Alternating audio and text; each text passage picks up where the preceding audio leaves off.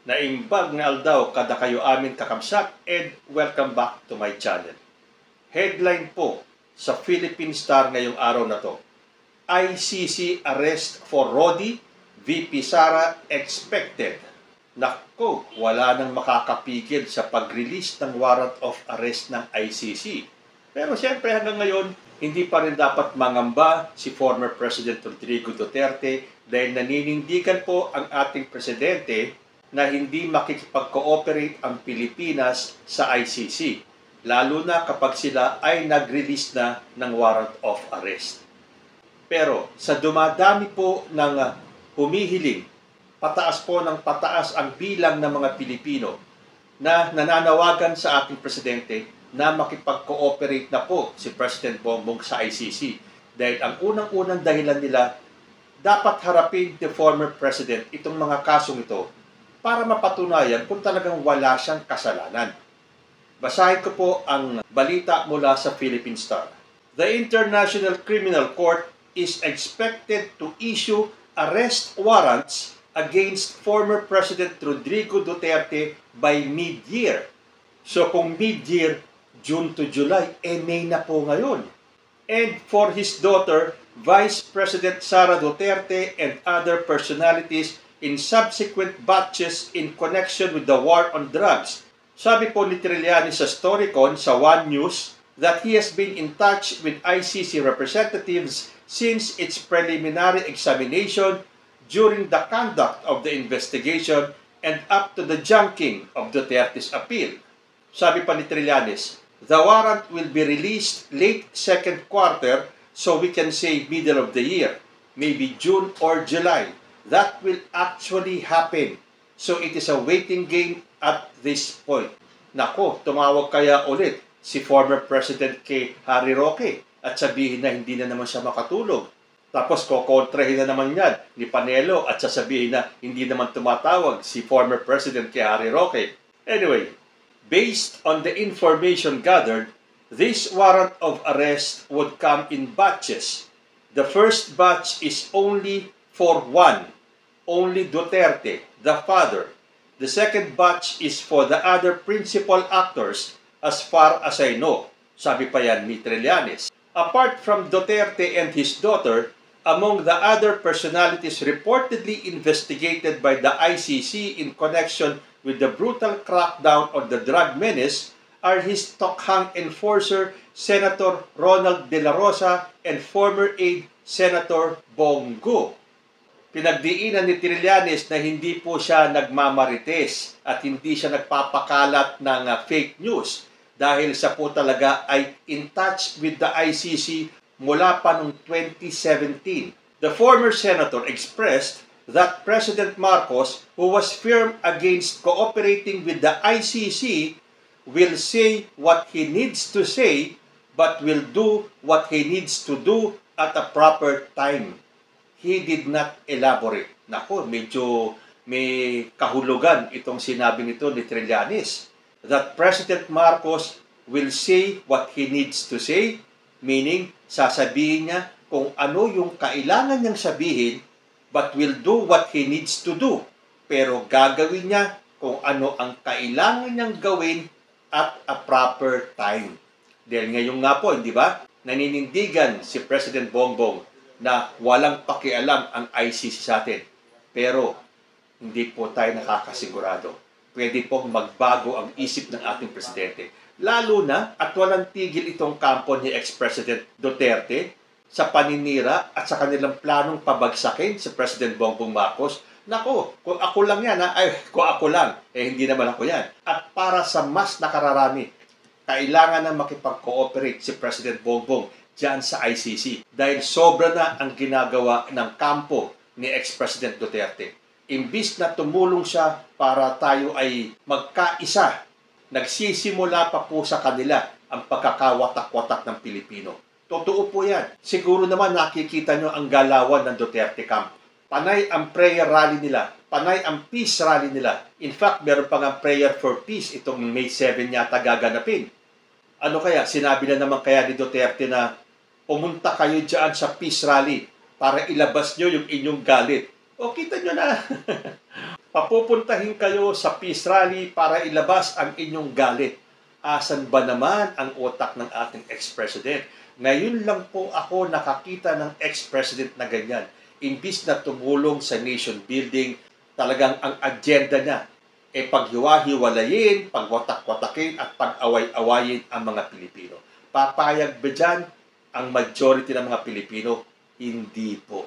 So, kahit na anong gawin ng kampo ni Duterte, hindi po sila magtatagumpay kahit na ilang prayer rally pa, kahit na ilang peace rally pa, kahit na ilang prayer for peace pa ang gawin nila. Dahil lagi kong sinasabi, paano makikinig ang langit kay Duterte? Samantalang kung matatandaan nyo, tinawag ni Duterte ang ating Diyos ng stupid. Who is this stupid God? Sabi pa niya. Porque hindi umayon sa paniniwala ni Duterte yung kwento ni Adan sa ni Eva, stupido daw ang ating Diyos. So sa tingin ninyo, pakikinggan siya ngayon ng Diyos kahit na ilang prayer for peace rally pa ang hilingin niya. Tandaan po natin, mabait po ang ating Panginoon Diyos, but He can be a tough God. Lalo na if you are putting His name in vain. So, ano kaya ang susunod na gagawin ng ating presidente? Sasabihin niya kung ano yung kailangan niyang sabihin, pero gagawin niya kung ano ang dapat niyang gawin pagdating ng tamang panahon. Itong tamang panahon kayang ito ay darating sa June or sa July. Basta ang sabi ni Trillanes, let's wait for the warrant of arrest to be out. Sabi pa ni Trillanes that the complex relationship between Marcos and the younger Duterte, yan po si Sara Duterte, was not due to the ICC investigation against her father, but the Duterte camp's effort to oust the incumbent president. Under the rule of succession, siyempre, pag natanggal si Marcos, sino ang papalit? Di si VP Sara. I believe that is not the reason why they split up, sabi ni Trillanes, because the split happened way earlier, during the latter part of 2022. Yan po ay mula nung magsimulang magsalita ang kampo ni Duterte ng kanilang panawagan na gusto nilang pag-resignin. Dahil paulit-ulit kong sinasabi, sa akin sa palagay ko, umpisa pa lang ng kampanya, pinlano na po nila lahat yan. Dahil nagkaroon pa nga ng bulong-bulungan, yung Oplan 2024. 2 years after the presidency of Bongbong Marcos, doon po sila aatake. Ano ba ang nangyayari ngayon? 2024 na. At kaliwat kanan po ang banat nila dito sa ating Presidenteng Bongbong. Ano yung pinakahuli? Yan pong sarswelang hearing ni Senator Bato de la Rosa at ang kanilang witness na isang kaduda-duda ang pagkatao na si Jonathan Morales. Sinamahan pa ng drama nila ni Maharlika. Akala nila hindi makikita ng taong bayan kung ano ang ginagawa nila. Hindi nyo na po mapapaikot ang taong bayan. So umpisa pa lang po ng presidency ni Bongbong Marcos, sila po ay nagbabalak na, sila po ay nag-i-strategize na kung paano nila pabagsakin si President Bongbong Marcos. Pero hanggang ngayon po, hindi sila nagtatagumpay. Dahil kahit na ano pa ang gawin nila, hindi po nila mapapatalsik si President Bongbong sa kanyang posisyon. Habang sinisiraan nila ng husto ang ating presidente, lalo pong lumalakas ang suporta sa ating presidente dahil nakikita ng majority ng Pilipino kung ano ang ginagawa ni President Bongbong para sa ating bansa. Taliwas sa ginagawa ng isang ex-president na ang gustong gawin ay ibagsak ang Pilipinas, pagwatak-watakin ang mga Pilipino. Saan pa kayo?